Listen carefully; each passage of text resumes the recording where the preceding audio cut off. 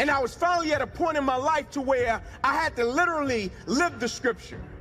I had to live James chapter 1 when it says, consider it pure joy, my brothers and sisters, when you face trials of many kind, because the testing of your faith goes on to produce perseverance, and perseverance must finish its race so that you may be complete and lacking nothing. I had to live it.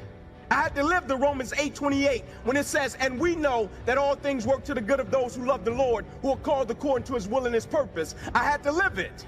I had to live Jeremiah 29:11 when it says, for I know the plans I have for you, declares the Lord, plans to prosper you and not to harm you, plans to give you hope in the future. Inky, I need you to trust me. I'm like, Lord, I need you to trust me. And then I started thinking about the day I got injured, and I went back, and I'm a detail guy, right? And so when I do something, I've never been the biggest, the fastest, the most strongest. Like, I've never been that guy. And so my advantage was always my work ethic, my attention to detail. And so when I showed up to play an opponent, I knew just about everything about him because that was my edge. And so I'm a routine guy. Like, I'll get up, eat oatmeal and banana, do it every single day. And my wife would be like, you need to eat an apple. I'm like, no, I need to stick to my routine. And when I went back and I analyzed the day, I'm looking at it from the time we left the hotel. And what I'm trying to see about the day that my career ended, I'm trying to see, was it anything different that happened other than my injury?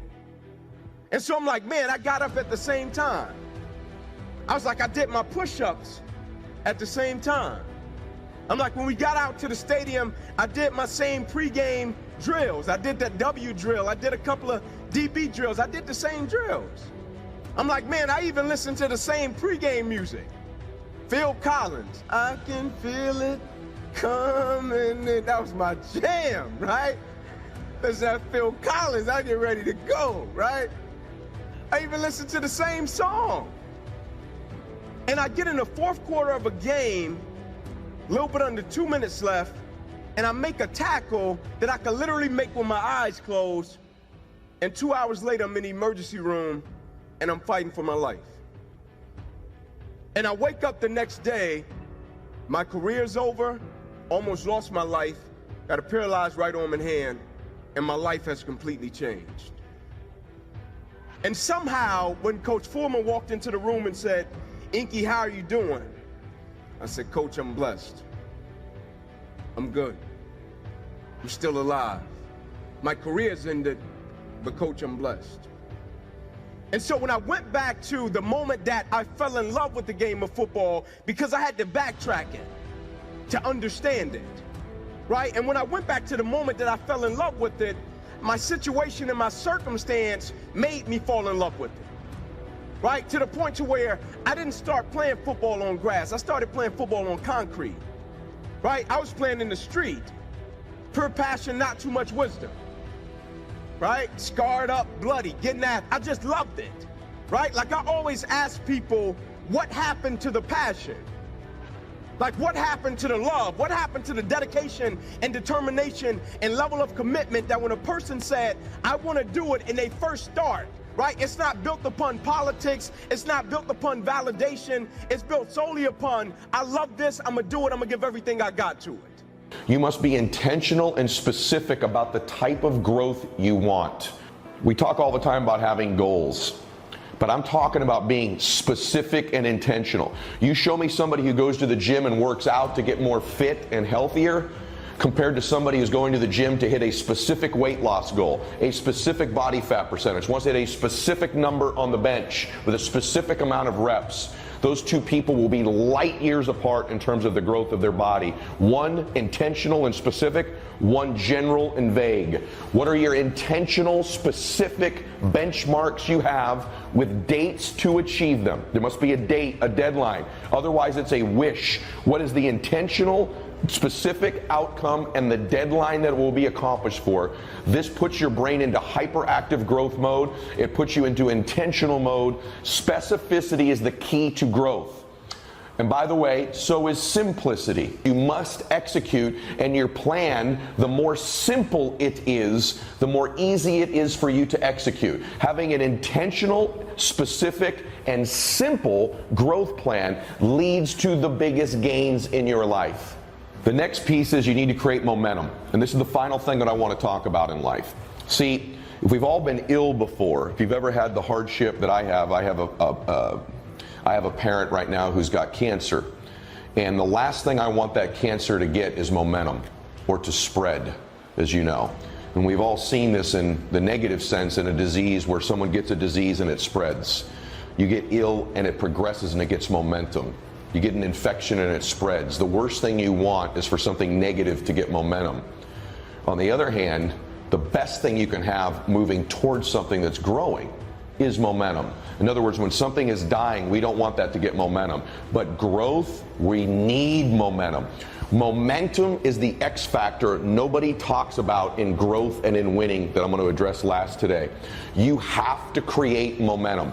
Momentum is what I call an invisible force that takes something good and makes it great. Takes something great and makes it extraordinary. Takes something extraordinary and makes it a max. Of stretching out, of acting on my dream. And I don't know what that dream is for you. I can tell you that it's possible. No one could have convinced me that after just over 6 years, I will have my own book entitled Live Your Dreams. Just over 6 years, I will have 5 specials on public television.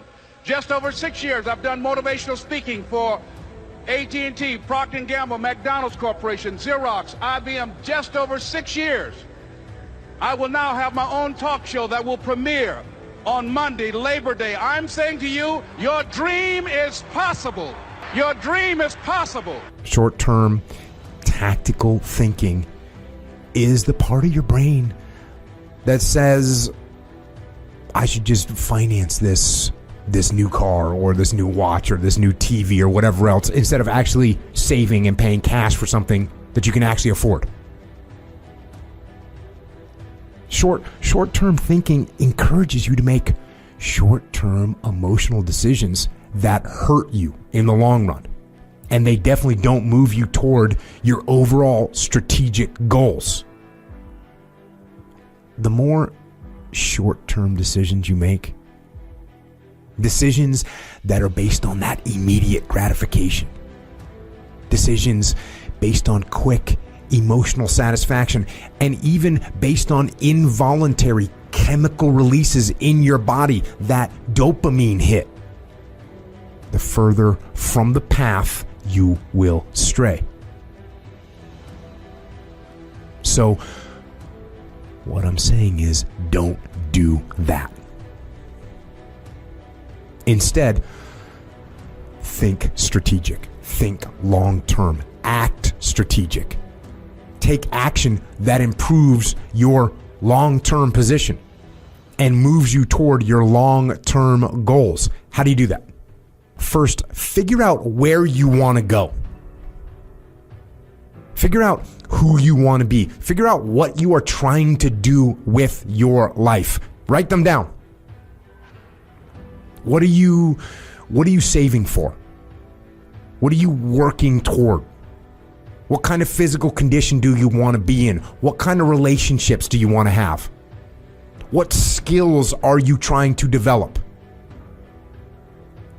And just like any leader, you have to explain to yourself the why. Why do you want to save money? Why do you want to be in that physical condition? Why do you want those relationships, or why do you want those skills? You are your own leader. Give yourself the mission and explain the why behind those goals. Write those things down in simple, clear, concise language. Read it before you go to bed. Read it when you wake up. Read it every day until it is embedded in your brain, consciously and subconsciously. And once you've written those things down, now with all this talk about strategic thinking, also know this: you need tactical wins.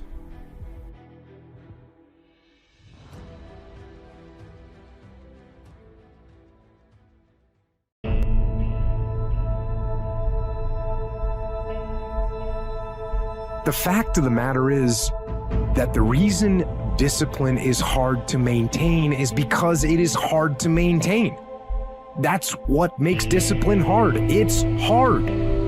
I've never met a person who was not successful that didn't have a great amount of self-discipline within their life. Self-discipline and being able to perform and being able to keep your life on schedule and being able to keep commitments and promises and meet deadlines is essential to success. The thing about self-discipline is that it is necessary for everything you do in your life. You have to be self-disciplined. Unfortunately, just as human as everyone else. And it is work to maintain the discipline. That's what it is, work. Holding the line, maintaining the standard, giving no slack, none. That's the discipline.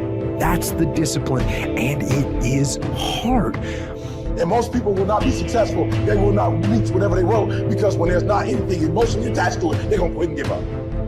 Most people were closer than they ever thought they were to finishing that big thing, but they never finished it because they didn't feel like finishing it. Or they were doing it and it was pain. And most people quit in the pain because the pain hurts so bad that they don't know if they want to keep going to get to go. Because you're going to wake up most days and not feel like it. You're going to wake up most days and not be pumped up. You're going to wake up most days and not feel like doing it. But when you can get to a point that you do it anyway, then there's no way you won't reach any of your goals.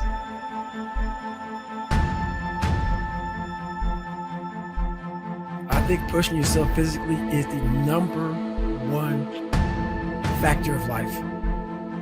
That is the true spot where you can really dive deep into. Life's about self-discipline. It is about self-discipline. We tend to do the things that are easy. And that is it builds no mental toughness, it builds no mental hardening, it builds nothing. When you work out, working out is where you can build that the fastest. Because it's a constant, it gives you instant feedback. Yeah, you may not lose the weight you want to real fast, but the discipline it takes, it transfers over to all aspects of your life. It's not people, man, why are you always working out? Stop looking at it that way. This is the foundation of life. When you look in the mirror, every morning we all look in the mirror to get ready to go anywhere. The first thing you see is your reflection. If you don't like what you see in the morning, you lost the war already. It's not about even liking what you see. It's about looking in the mirror and you may start, man, I feel different.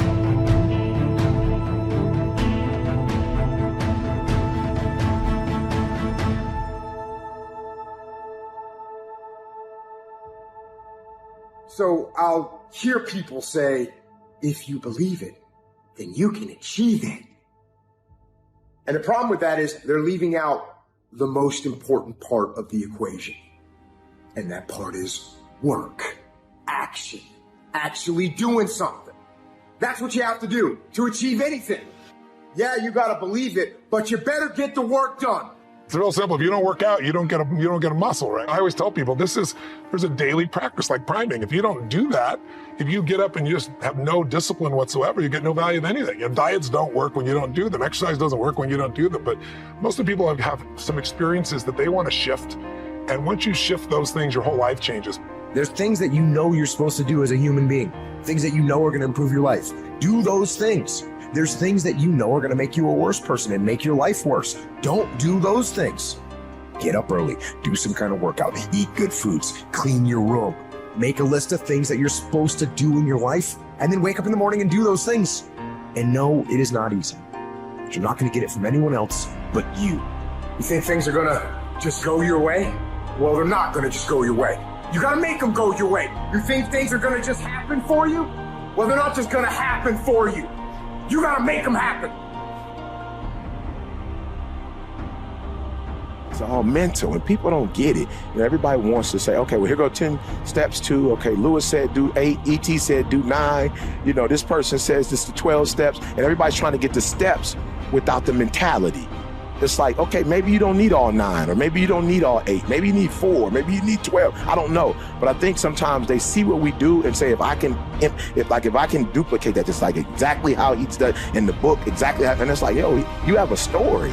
You have a unique experience. And so your 12 are shaped by not just your world, but how your world has shaped your thinking. And I think that's the part that mission is like, guys, if it was easy, everybody could do it. If it was a cookie cutter, everybody would just follow it to the T. But there's a mindset. And when I looked at Serena, when I look at the Michael Jordans of the world, Tom Brady, when you look at Michael Phelps, like it is a mentality. On our new album, The Resolution, I talk about, I got that dog. And I'm not really referring to just this, aggressiveness, but it is a mindset. I saw Belichick said something where they were like, how you feeling about the Super Bowl? He's like, I'm gonna be honest with you, we're 5 weeks behind.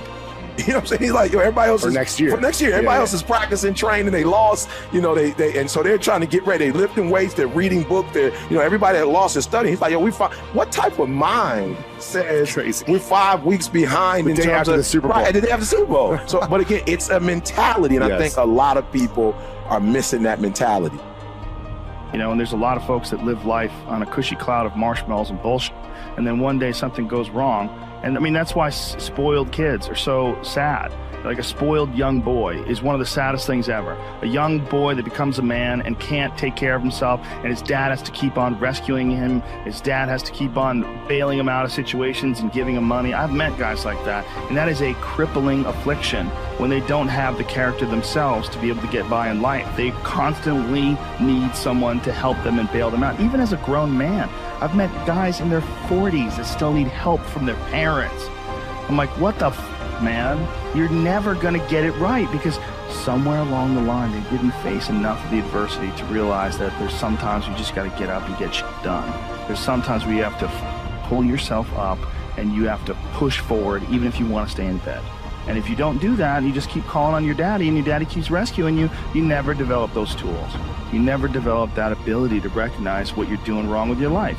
Because you're soft, you got a cushiony, you got a safety net for your safety net. Make every day your masterpiece. The secret of your success, the secret of my success, is determined by what we do daily.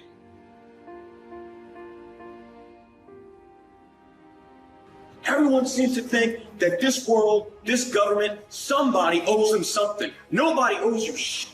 If you want something, go out there and get it. Go out there and fucking take it. That's all there is to it. You need to stop this whining, this crying all the damn time, and get up and do something about it. And the biggest thing I see getting in the way is your fucking feelings. Your feelings. Where there's a will, there's a way. When you've got air in your lungs, then you have no excuse. It's just a matter of perspective. You're either gonna be a fucking sheep, or you're gonna be a lion. You're gonna be an attacker and a go-getter. But if you want to sit there and cry and moan and whine all the fucking time, what you can't, then you sit your ass on that bench with the losers, and you stay there. But don't expect me to turn around and pat you on the back and say, hey, good job for being a fucking quitter. Get up and do something about it. People who win fucking do shit, and people who lose talk shit. You can win if you choose to learn the things that you need to do and then fucking do them. That's reality. That's the shit nobody wants to admit, because admitting so means that you have to take responsibility for where you are currently. And you have to say, I am where I am currently because I didn't do X, Y, and Z. And guess what? That fucking hurts a little bit. But once you accept that truth, you are able to then move forward with the actions required to get you to where you want to go. Discipline your body. Free your mind. Get up early and go. Get after it, and you'll become the person you want to be. And you become that person through one small decision at a time.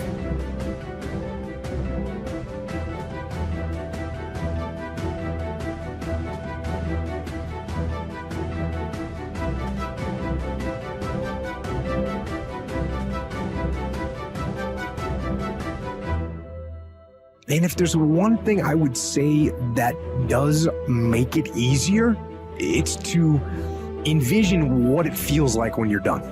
What it feels like after you've worked out, or you've held the line on your food intake, or you've pushed through some monotonous project that you have to do. And all those things, when they're done, they feel good. Contrary to that, envision what you will feel like later when you let the discipline slack. You know the feeling weak and defeated, and you know that you're falling behind. So get to know those two different types of feelings and ask yourself which one you want to feel in 10 minutes or in a half an hour. You know, we kind of have this idea that, well, you're free as a child, and then you have a certain delightful, wonderful, positive freedom as a child, and then that's given up as you approach adulthood. But the truth of the matter is that you have a lot of potential as a child, but none of that is capable of manifesting itself as freedom before you become disciplined. And discipline is a matter of the imposition of order, and the order is necessary, especially for people who are hopeless and nihilistic. And lots of people are hopeless and nihilistic, way more people than you think. And part of that is because no one's ever really encouraged them. And so the book is in part a matter of encouragement. It's like, lay a disciplinary structure on yourself, get the chaos in check, and then you can move towards a state that's freer, because it's discipline first. Like, look, if you're going to become a concert pianist, there's going to be several thousand hours of extraordinarily disciplined practice. That's the imposition of order on your potential, let's say. But what comes out of that is a much grander freedom. And so in virtually every freedom that you have in life that's true freedom is purchased at the price of discipline. When the thing is done, when the discipline has been implemented, remember what that feels like, and then remember that those minutes and those hours, they turn into weeks and months and years, and holding the line in those critical minutes will put you in an infinitely better place, physically and mentally, if you maintain the discipline. So work through the weakness, fight through the temptation, hold the line. Hold the line, maintain the discipline. It is not easy, but it is worth it, because discipline equals freedom.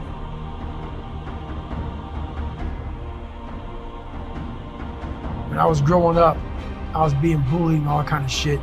My grandfather looked at me and he said, you know what, man, you're not gonna amount to shit because of how you hang your head. That's all he said. And as true and as real as it was, it hurt. And a lot of us, what we do is we hide from the truth. We don't want to tell people the truth. We see people every day, loved ones, friends, family members. We see them walking around. Everybody sees them. And they're not amounting to shit. They're fucking gaining weight. They're not going to school. We live in a kinder, gentler world. So we don't say shit to them. We just watch them fail because why? We don't know what to say or how to say it. Or we may lose them as friends, or they may not love us anymore. You're watching someone fail. The best thing you may ever do for someone is say, hey, guess what, brother? You're a piece of shit right now. You may not say it just that way, but that's what you may want to say to somebody. Look, man, I love you to death, brother, but your life sucks.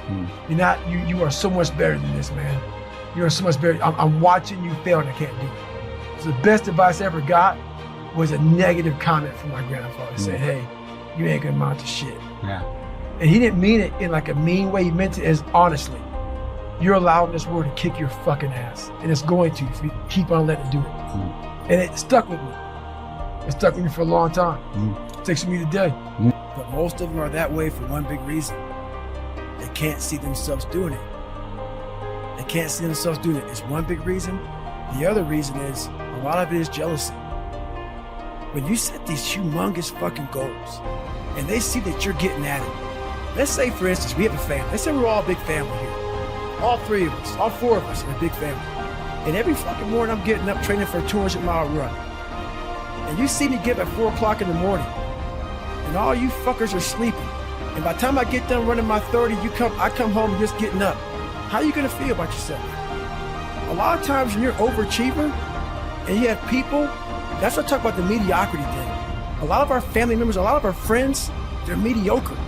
There's always those couple of guys who are uncommon, who want to be better. But you make that mediocre motherfucker feel like shit. Whether it's your mom, your dad, whoever. You make him feel horrible. I've been there. I'm speaking from experience. You get somebody around you, man, who's trying to be better, and you don't have the drive that they have, it's a constant reminder of how fucked up you are. You have to know that that's what it is. Anybody in your course not saying, man, get after it, brother, I'm so proud of you, they have a problem with themselves. Because all you're trying to do is achieve more. If that's a problem for somebody, you have to look at them and say, man, you really have a fucking problem with yourself, huh? It's much deeper than what you think. It lies deep in your soul. How I was able to fix myself was I saw how ugly I was towards other people who were great. I was able to look back and say, man, you don't hate that motherfucker for any reason because he's great. And you're lazy. You're lazy. He makes you feel like shit every single day. That's where it comes from. You gotta know, you have to know where shit comes from to be able to solve it.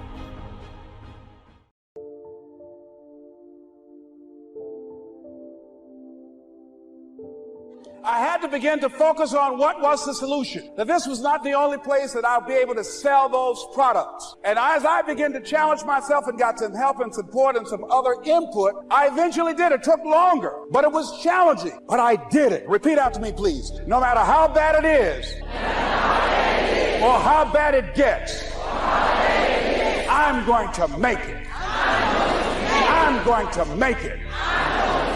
Shake somebody's hand on your right and left and say, you got that right. Repeat after me, please. It's possible. I can have my dream. I can get what I want. I must be creative and never give up. Now, let me share something else with you, ladies and gentlemen. When you know within yourself that there's something you want to do, and I believe that all of us were born with a purpose, that all of us have something that we are supposed to do, that all of us have some goodness within us, and that goodness gives us a responsibility to manifest our greatness. And when you know that, you can feel it in your guts, and you know that you're deliberately operating below your potential, you've gotten comfortable, you stop expanding, you stop stretching, you stop challenging yourself. Let me share something else with you. Not only is it possible for you to have your dream, but it's necessary. It's necessary that you have it, that you work on it, that you develop yourself, that you go for what is yours in the universe. I have a friend that at the beginning of the year, I was in Los Angeles giving a speech, and I do a seminar teaching people how to become involved in the speaking business, and also one called Speaking with Power, teaching people how to begin to develop their communication skills. And this friend, I said, I want you to work with me. I called her up. She said, Les, are you sure I can do it? Sure you can. You have a PhD in communications. I don't have that.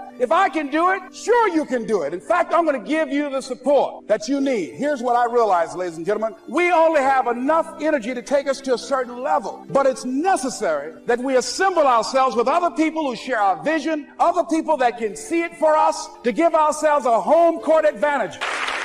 So it's necessary that you seek out other people who think like you, who are growing, who have decided that they are not satisfied with where they are. See, I don't believe that necessity is the mother of invention. No, necessity, in my opinion, is not the mother of invention. Refusing to accept things the way that they are is the mother of invention.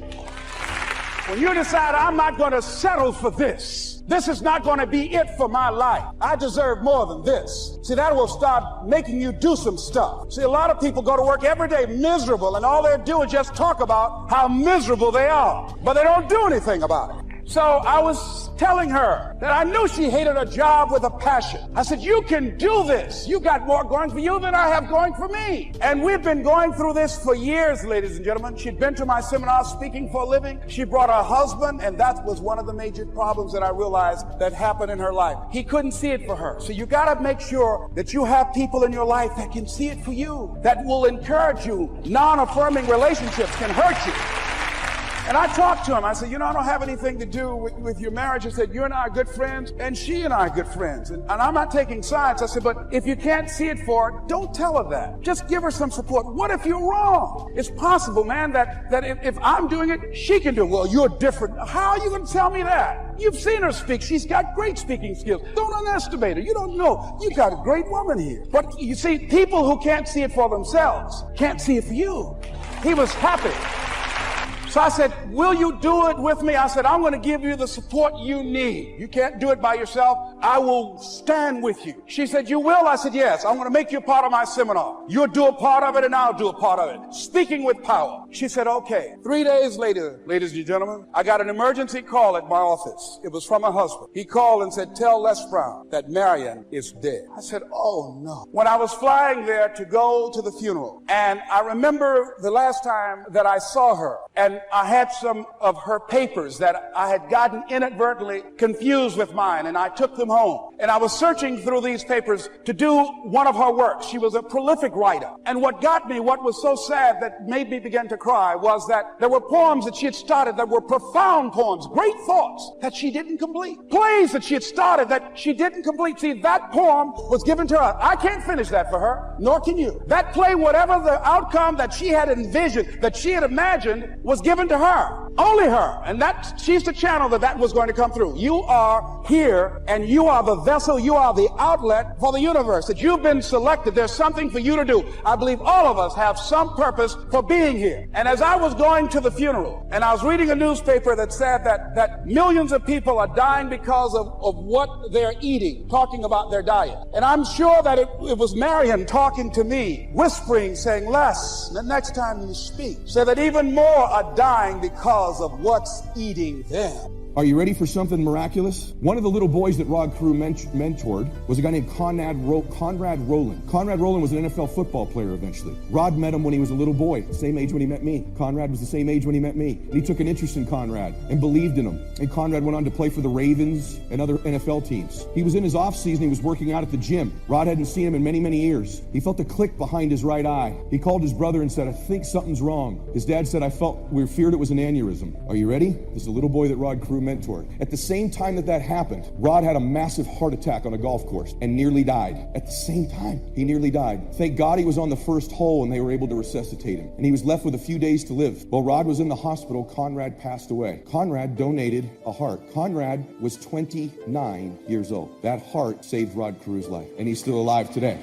So, the lesson from that is that there's a payoff, and even if there wasn't, you should do it. But the investment of belief in people, sowing seeds of belief, that's what makes you a leader. People say, what makes me a leader? Makes you a leader is your example. What makes you a leader is you investing belief and loving and caring about people. Any one of you in this moment could decide you're going to lead, because leadership is instilling something in someone that they don't see in themselves. Loving on them, believing them, seeing their giftedness. All of you, I don't care if you're loud or quiet, big here or small here, you could be a leader. The bottom line is you need to decide you want to lead. You need to decide it's worth it. Our company's looking for leaders, and it's about your destiny. If you invest in enough people, there's a payoff for your destiny. I'm telling you right now, the more I'm here, the longer I'm here, my heart knows we're a company of destiny. We're a company where dreams come true. We're a company that stands for something. We're a company that changes lives. We're a company where dreams happen for people. You got to believe that. You got to believe you got a destiny. I hope you're hearing those people sitting with you saying, you can do this. You belong here. This is where you belong. This is where you can make it. I want to talk to you about becoming a leader for a second. You got to feel and know you're going to lead. It's not just going to happen. You have to make it happen. A few things you need to know is, listen, no one's going to do anything for you. A couple rules of being a real leader. You need to take responsibility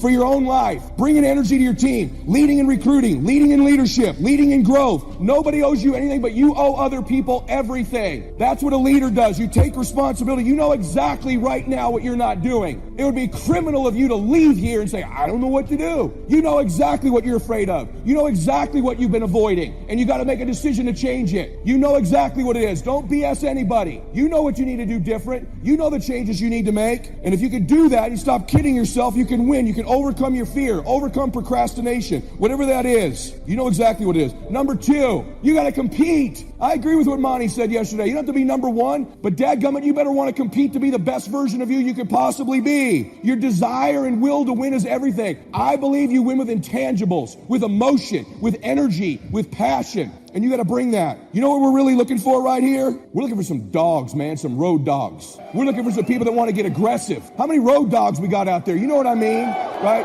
I hear ladies go sometimes, some of the guys who, I don't know if I got a road dog in me. Ladies, let me tell you something. The hardest core road dogs in the world are women. Hey, ladies, here's how we know. What if someone messed with your kid at school? You know how you get? You slap the hell out of a little kid if you have to, don't you? You don't give a crap. Well, guess what, ladies? Listen to me. You're letting the world slap the hell out of your family, and you're not doing anything about it. You're letting life slap the hell out of your kids and you. You're settling for average, aren't you? You're settling for ordinary, aren't you? See, you may not see the slap, but you can feel it. You need to stop letting the world slap your family around. It's time that stops right now. You say, that's the end of this. This family wins now. I'm leading this family. Change happens now. Say yes. Stop letting people hold you to your past. Yeah, Yeah, man, I got what I used to do, but I'm trying to do better now. Stop letting people tie you to what they saw you do 5, 10 years ago. You can go on the internet and say whatever you want to say about me in the past. Got all that. Was who I was, but I am who I am, and I'm cool with both of them people. You got to be not all right to get all right. You got to be lost to get saved. You got to have been through something to know something. So please, get comfortable with that get comfortable with that part. I don't know what I'm doing on time, so I'm just going to go ahead. Okay, cool. Here we go. This is the one I really wanted to do because this one describes my life to the T. When I left college, I flunked out of college after 3 years. When I worked at Ford Motor Company, one of the last jobs I had because of the layoffs was they put me in the foundry. I learned a valuable lesson in the foundry because I used to be a foundry worker at Ford Motor Company. I'm now a spokesperson for Ford. Let me tell you how the flip went. A lot of people don't know, but in the foundry, they was making engine blocks.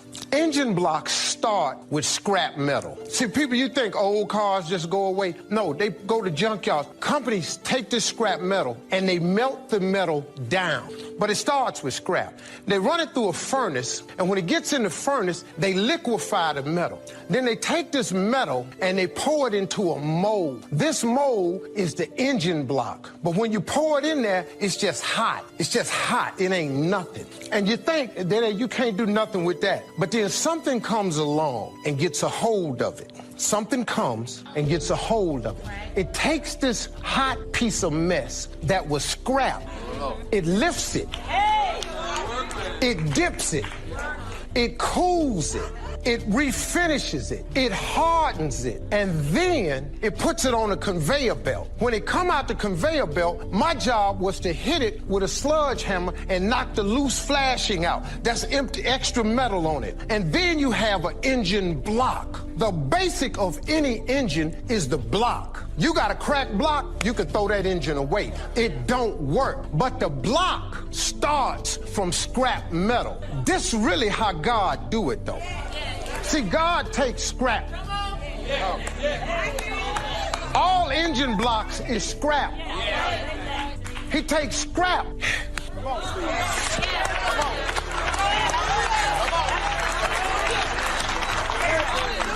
He molded it. He poured into it. Then it come out, he cool it. He shaped, and he started putting stuff on it. He started attaching pieces to it. He put a manifold on it. He put the rocker arm on it. He put the exhaust on it. He put spark plugs on it. He put a carburetor on it. He put a fan belt, water pump, and he take it and he put it in a car. But all of it started when it was a piece of scrap metal, man. We cannot do as Christians is just cause we the car now. You can't look at the dude that's in the furnace that's just wet liquid. That's a hot mess. You can't look back at the scrap pile and go, they just scraps, man. Because what you don't understand is you got to have that scrap so you can make a block, so God can put stuff on it. So when you put it on it, you can be a car one day. I just want everybody to let everybody be a block, man. Let them be a hot mess in a furnace. Let them be a scrap, man. You ain't got nothing to do with that. That's God right there, man. That's all I'm trying to say. That's all. You got to get ready mentally. And this is where Shof went to work on me, to be ready mentally, to develop the philosophy and also be able to defend your virtues and your values. Let's go through it. You need a good library. Shof got me started on my library. Here's one of the books he recommended. Think and Grow Rich by Napoleon Hill. Think and Grow Rich. Shof said to me, doesn't that book and title intrigue you? Think and Grow Rich. Don't you have to read that book? Think and Grow Rich. I said, yes, sir. By Napoleon Hill. I went and found that book in a used bookstore. That's where I had to start. In a used bookstore. I paid less than 50 cents for it. I've still got it. It's one of the rare hardback covers. Think and Grow Rich by Napoleon Hill. Wow, Shof was right. Get a library started. It'll change your life. Any home over $200,000 has got a library. Why do you suppose that is? Wouldn't that make you curious? How come every home over $200,000 has got a library? Does that tell you something? Does that educate you at all? You say, well, I can't afford a $200,000 home. It doesn't matter what size home. Take your present apartment, clean out a closet, call it your library, and start acting intelligent. And start this process like I did. Start developing a library. Here's what your library needs to show: that you're a serious student of health and life, spirituality, culture, uniqueness, sophistication, economics, prosperity, productivity, sales, management, skills, values of all kinds. Let your library show you're a serious student. Don't be casual in learning. Don't be lazy in learning. Information is the key. Okay? Learning is the beginning of wealth. Learning is the beginning of health. Learning is the beginning of prosperity. Learning is the beginning of democracy, the beginning of freedom. All values, all virtues start with the learning process. So don't be lazy in learning. Don't be lazy in gathering the library that'll teach you and instruct you. And I got that book, Think and Grow Rich. Some of the ideas in that book inspired me no end, helped me to change my life. Now, it's got some weird stuff in it. It's got some weird stuff. Napoleon was weird, so you gotta separate out a little of this weird stuff. But you can do that. You can separate out the weird stuff, okay? Unless you're weird, just do the weird stuff. Anyway, remember, don't be a follower, be a student. That's the key to all books. Don't be a follower, be a student. Okay. Another book he recommended, Help Me Become Financially Independent. We're going to cover that before we finish this afternoon. The book was entitled The Richest Man in Babylon. The Richest Man in Babylon by George Clason, C-L-A-S-O-N. This little book, The Richest Man in Babylon, I use it as a textbook, teaching teenagers how to be rich by 40, living in America. 35 if you're extra bright, much sooner if you find a unique opportunity. I got rich by the time I was 31, didn't wait till 35. If you find a unique opportunity. So we'll get into that after we come back from our next break. Richest Man in Babylon. Get your library started. Here are some key sections to put in your library called mental food. In fact, we call it food for thought. It's so important to nourish the mind, not just the body, but nourish the mind. Key phrase. Now it needs to be well balanced. You can't live on mental candy. Somebody says, well, I just read this positive stuff. That's too second grade. You've got to get out of second grade. You can't just be inspired. You've got to be taught. You can't just be inspired. You've got to be educated. Here's a good book. It's called How to Read a Book. Good title. How to Read a Book by Mortimer Adler. In this book, How to Read a Book, Mortimer, is the chief editor of the new Encyclopedia Britannica. A good set of books, right, to have in your library. Encyclopedia Britannica, chief editor, Mortimer Adler. He's in his 80s. He's still active, still writing books. I've got several of his books. The 6 Great Ideas, a lot of books. Mortimer Adler. But he wrote this book, How to Read a Book. Now, in this book, How to Read a Book, not only does he give you some good suggestions on how to get the most out of a book. It's one thing to read it. It's another thing to get the best out of it. He'll give you some techniques on how to get the best out of a book. It's very good. But here's what's also in his book, How to Read a Book. A list of what he calls the best writings ever written. The best writings ever written. I've used it as a centerpiece for my library. So I'm just asking you, take a look. If it suits you, fine. If it doesn't suit you, hey, keep looking until you find something to suit you. But well balanced. Let me give you some of that balance. Number 1, history. We've all got to have a sense of history. American history, national history, international history, family history, political history. We all need a sense of history. Shortest history lesson. Opportunity mixed with difficulty. No matter how far back you go, 1,000 years ago, 2,000 years ago, 3,000, 4,000 years ago, I'm telling you, it all reads the same. Once you understand the thread that it isn't going to change, then what's going to change for my life? Answer. Looks like I'm going to have to change. History helps us to understand how it is, what there is to work with, seed, soil, sunshine, rain, and what human beings have done with it in the past, and how many of them have, like I did by age 25, they have messed up. That's what history's for. Be a good student of history. Here's a good book, Lessons of History by Durant. Lessons of History by Durant. This little book is only 100 pages, but I'm telling you, it's so well written, you'll be intrigued, as I was. This little book, Lessons of History by Durant.